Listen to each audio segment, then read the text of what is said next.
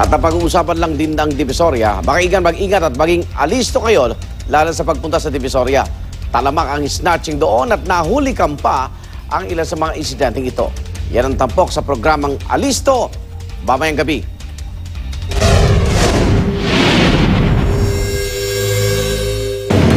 Dinarayo ng marami dahil sa murang bilihin, lahat ng klase ng tao at paninda, makikita rito. 16 na CCTV ang nakakalat sa Barangay 269 Zone 25 na nakakasakop sa Divisoria. Tila tahimik na nagmamasid sa mga tindera, mamimili at maging sa mga masamang loob. Mapapansin sa kuwang ito ng CCTV camera dito lamang July 26, ang babaeng nakaangka sa motorsiklo. May lalaking nakasuot ng puting t-shirt ang naglalakad, di kalayuan na tila sumusunod. Maya-maya pa hinablot na ng lalaki ang bag ng babae at lumakad palayo. Pero ang biktima, mabilis na bumaba ng motorsiklo at hinabol ang kawatan.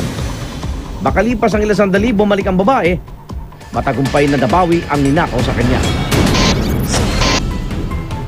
Samantalang ito lamang July 11 nang maispata naman sa CCTV camera ang lalaking ito na tila may hinihintay.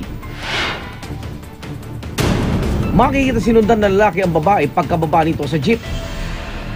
Hinintay ng lalaki na makalayo pa ng konti ang biktima. At pagkatapos sa makakuha ng tiyempo, tinulak nito ang babae sabay kuha ng cellphone. Sinubukan pang habulin ng babaeng snatcher pero hindi niya ito inabutan. Pagiging alisto pa rin ang pinakamabuting gawin para makaiwas sa mga magnanakaw. Kung meron kayong mga bagay na mga mahalaga, mga kwintas, mga hikaw, mga cellphone, maaari ipasok na lang sa inyong mga bag o kaya sa bulsa. At yung tenga naman, maaari wag na i-display kasi hindi na binibigyan natin sila ng pagkakataon na para gumawa ng crime para magnakaw